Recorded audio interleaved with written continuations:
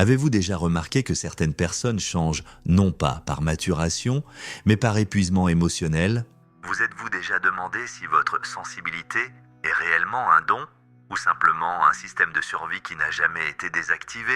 Et si ce que vous appelez empathie n'était pas de l'amour, mais la peur d'être rejeté? Connaître sa propre obscurité est la meilleure méthode pour affronter les ténèbres des autres. Carl Jung. Cette phrase ne parle pas d'illumination.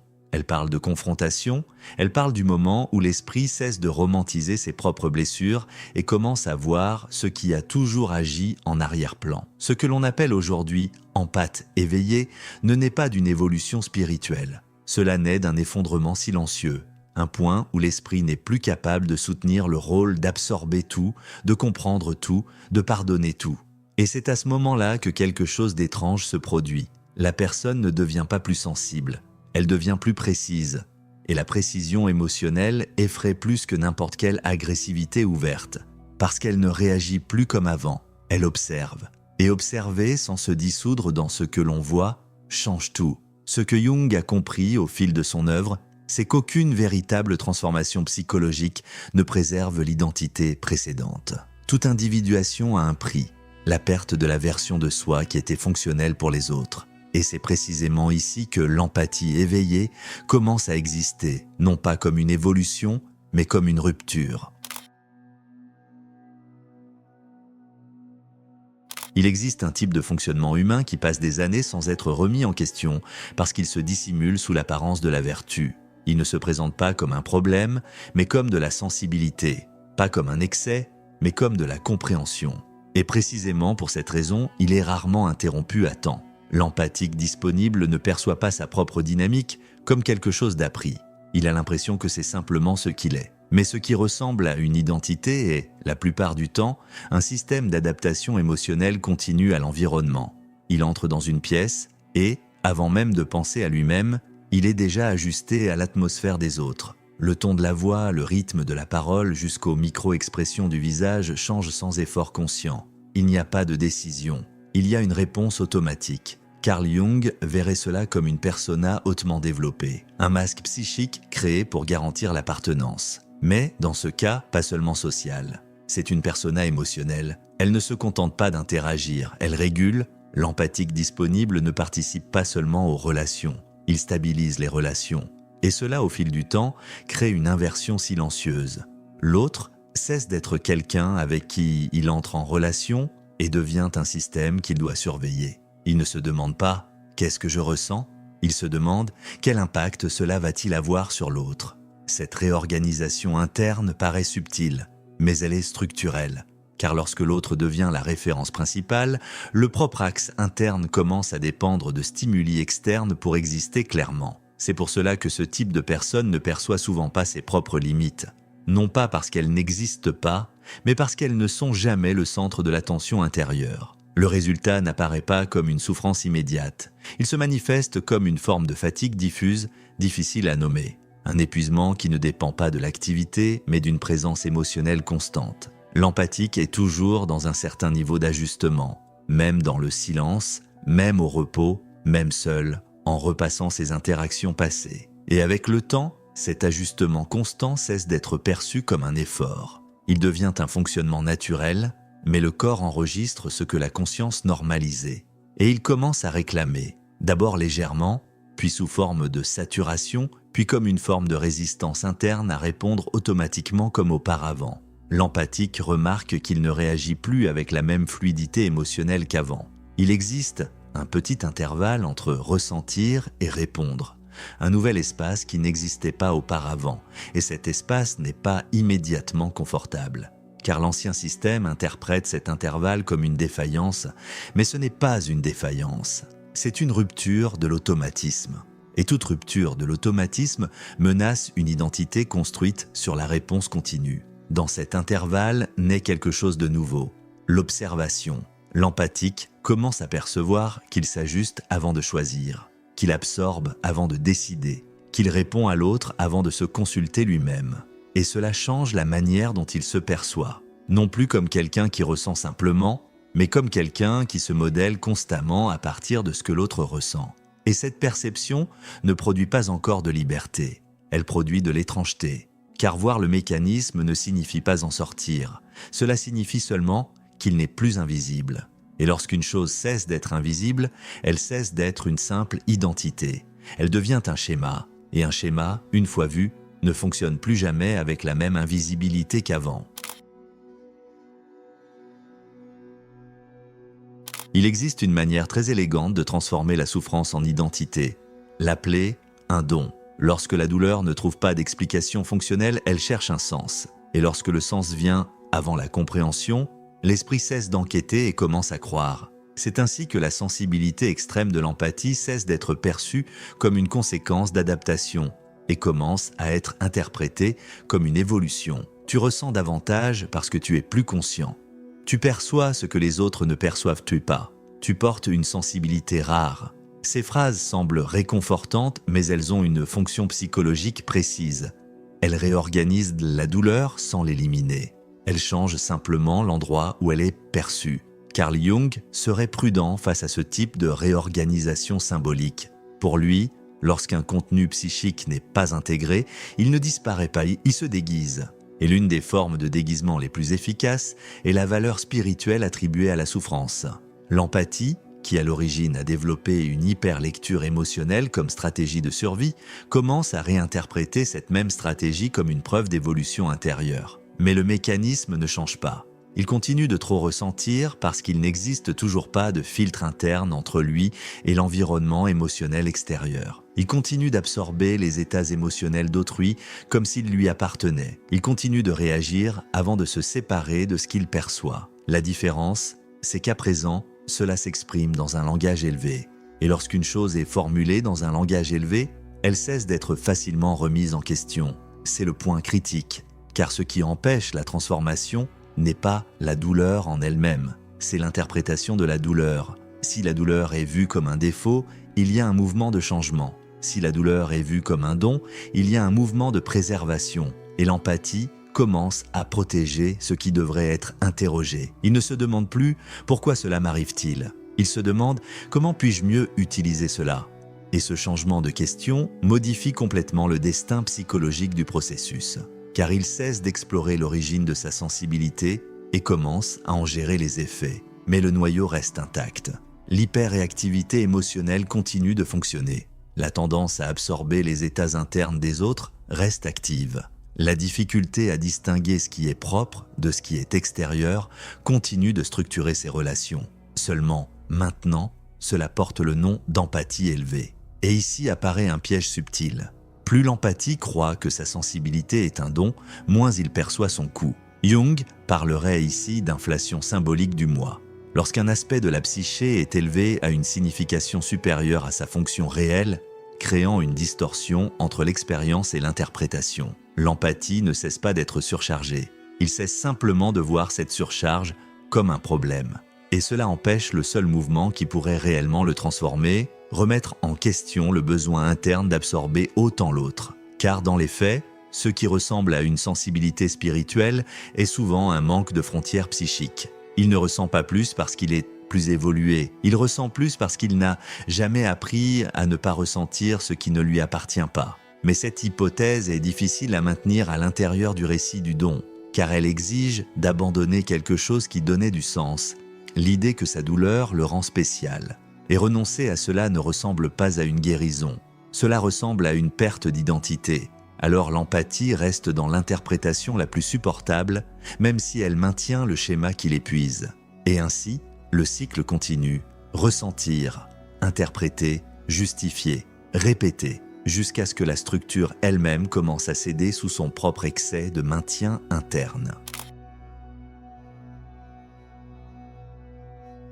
Il existe un moment précis dans la vie psychique de quelqu'un qui a passé trop de temps dans le rôle de celui qui prend soin des autres. Ce n'est pas un moment dramatique. Il n'y a ni annonce intérieure, ni décision claire, ni bascule émotionnelle évidente. Ce qui se produit est plus silencieux.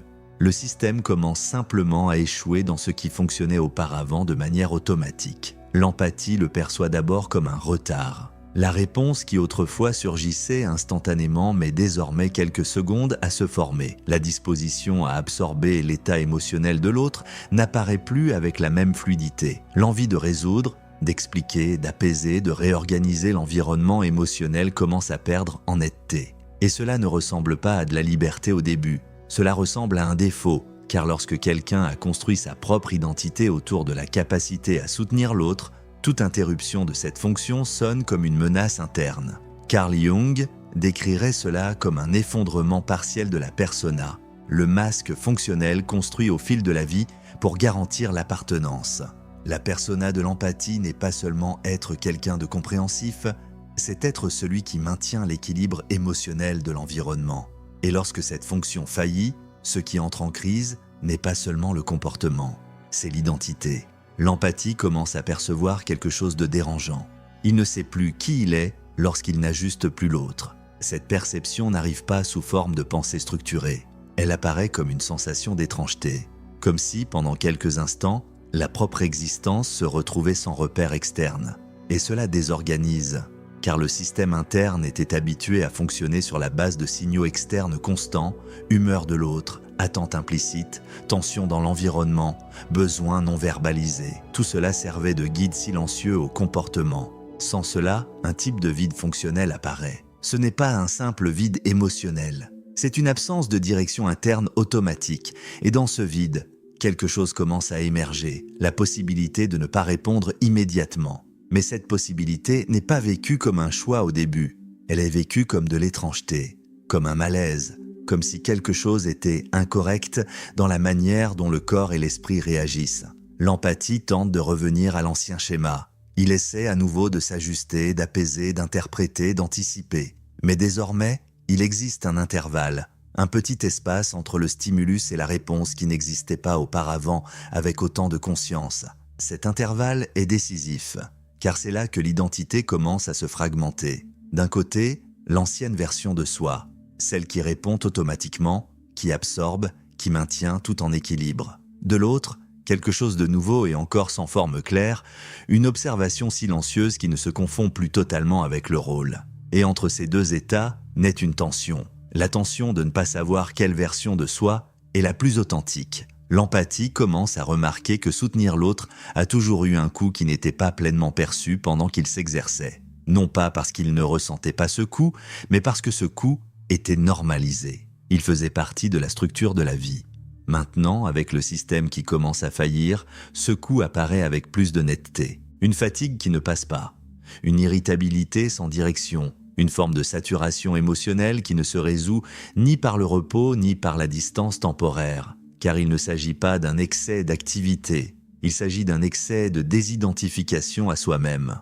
Jung dirait que lorsque la fonction compensatoire perd sa force, ce qui était inconscient commence à devenir visible. Et ce qui devient visible n'est pas toujours facile à soutenir. L'empathie commence à percevoir qu'une grande partie de ses relations a été construite sur une asymétrie silencieuse. Il était le régulateur émotionnel, l'amortisseur, l'espace où l'inconfort de l'autre était réorganisé pour éviter la rupture du lien. Et lorsqu'il cesse d'accomplir ce rôle avec la même efficacité, les relations changent. Certaines s'éloignent, d'autres exercent une pression, d'autres tentent de restaurer l'ancien schéma. Mais le point le plus important n'est pas à l'extérieur, il est à l'intérieur, car pour la première fois, l'empathie ne parvient plus à se confondre totalement avec le rôle qu'il joue. Et cela n'apporte pas immédiatement du soulagement, cela apporte une perte. Perte d'automaticité, perte de fonction claire, perte d'une identité qui, bien que fatigante, était familière. Et toute perte d'identité génère une forme de deuil silencieux, non pas de ce que l'on a eu, mais de ce que l'on était sans le savoir. C'est dans cet espace de rupture que l'empathie cesse d'être uniquement une fonction pour commencer, lentement, à devenir observateur de sa propre fonction. Et ce n'est pas une transformation complète. C'est seulement le début de l'impossibilité de redevenir le même. Il existe un point dans la trajectoire intérieure où la personne ne parvient plus à maintenir la version automatique d'elle-même, mais ne sait pas encore exactement ce qui existe à sa place. Cet intervalle est instable. Ce n'est pas l'illumination, ce n'est pas la stabilité, c'est une transition. L'empathie conscient ne naît pas comme une évolution douce de l'ancien empathiste. Il surgit comme la conséquence d'une interruption. Quelque chose dans le système cesse de fonctionner comme avant, et cela force une réorganisation intérieure qui ne dépend plus de l'habitude, mais du choix. Carl Jung ne décrirait pas cela comme un état supérieur, mais comme un processus d'individuation. Lorsque la psyché cesse d'être gouvernée par des schémas inconscients d'adaptation et commence à s'organiser autour d'un centre de conscience plus stable. Le premier signe de ce changement n'est pas l'absence d'empathie, c'est l'absence de compulsion. L'empathie continue de percevoir les émotions, continue de lire l'environnement, continue de ressentir des nuances que les autres ignorent. Mais quelque chose change fondamentalement. Il n'est plus automatiquement entraîné à l'intérieur de tout cela.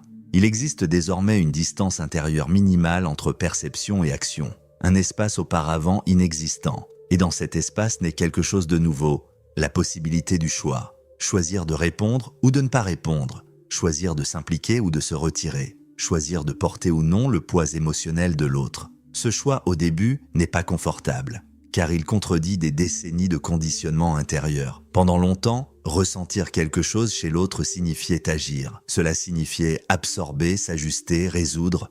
Maintenant, ressentir n'oblige plus, et cela crée une forme d'étrangeté presque morale. L'empathie consciente commence à être perçue de l'extérieur comme plus froid, plus sélectif, plus distant. Mais intérieurement, il n'y a pas de froideur. Il y a une réorganisation des limites.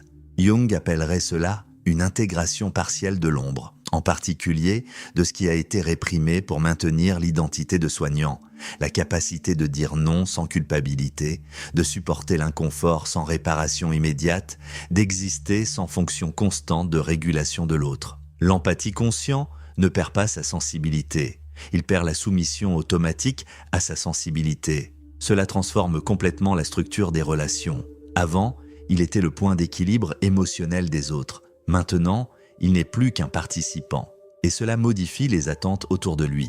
Certaines personnes s'éloignent parce qu'elles ne retrouvent plus le même type de régulation émotionnelle qu'elles recevaient, d'autres testent les limites pour voir si l'ancien schéma revient, et quelques-unes, plus rares, s'adaptent à cette nouvelle forme de présence. Mais le plus important se produit à l'intérieur. L'empathie commence à percevoir que sa propre existence ne dépend plus du fait d'être émotionnellement utile à quelqu'un. Cette perception, bien que simple en théorie, est profondément déstabilisante dans la pratique, car pendant longtemps, l'utilité a été confondue avec la valeur. Et lorsque cette équivalence commence à s'effondrer, un nouveau vide apparaît. Non pas le vide de l'absence des autres, mais le vide d'une identité qui ne se soutient plus par le service émotionnel continu. À ce stade, l'empathie consciente commence à apprendre quelque chose qui était auparavant impossible dans l'ancienne structure. Rester avec soi-même sans avoir besoin de se justifier par la présence de l'autre. Il ressent encore, mais il ne se perd plus dans ce qu'il ressent. Il perçoit encore, mais il n'est plus capturé par la perception. Il aime encore, mais non plus comme une obligation d'absorption. Et cette différence, bien que presque invisible à l'extérieur, redéfinit toute l'architecture interne de la psyché. Ce n'est pas une version améliorée de l'ancien empathe. C'est une autre manière d'exister dans sa propre sensibilité. Une manière où ressentir ne signifie plus disparaître. Ce que nous appelons empathique éveillé n'est pas le résultat d'une évolution émotionnelle confortable, ni d'une expansion spirituelle linéaire. Dans la plupart des cas, c'est le résultat d'un processus silencieux de rupture interne, lorsque la psyché ne parvient plus à soutenir un ancien schéma de survie basé sur l'absorption constante de l'autre. Ce qui change n'est pas la capacité à ressentir. Ce qui change, c'est la relation à ce que l'on ressent. Et ce changement ne se produit pas sans coût. Il exige une perte d'identité, une désorganisation des rôles internes et une forme de solitude qui n'est pas seulement sociale, elle est structurelle. Car pour la première fois, la personne cesse d'exister comme fonction émotionnelle pour les autres et commence à expérimenter la possibilité d'exister comme centre propre. Carl Jung ne considérait pas ce processus comme une illumination. Il le définissait comme l'individuation. Le processus lent et souvent douloureux de cesser de vivre sa vie à travers les attentes extérieures pour commencer à supporter sa propre existence sans médiation constante. L'empathique conscient n'est pas quelqu'un qui a cessé de trop ressentir. C'est quelqu'un qui a cessé d'être gouverné par l'excès de sens attribué à ce qu'il ressent. Et cela change tout. Parce que ressentir cesse d'être une destinée et devient une information. Si ce contenu t'a accompagné jusqu'ici, ce n'est pas parce qu'il offre des réponses confortables. C'est parce qu'il touche quelque chose qui était déjà en train de se dérouler en toi. Quelque chose qui n'avait peut-être pas encore été formulé avec cette structure. Merci d'avoir traversé ce parcours jusqu'à la fin. Tout le monde ne reste pas lorsque le sujet cesse d'être une explication pour devenir un miroir. Si tu souhaites continuer à explorer ces couches plus profondes de l'esprit humain, ceci n'est qu'un des nombreux angles possibles sur la manière dont la conscience se réorganise lorsque les rôles cessent de soutenir ce que nous croyons être. L'étape suivante n'est jamais une réponse finale, c'est toujours une question plus précise. Et peut-être que la question qui demeure maintenant n'est pas celle de l'empathique éveillé, mais celle de ce qui, en toi, continue de dépendre d'être nécessaire pour continuer à exister.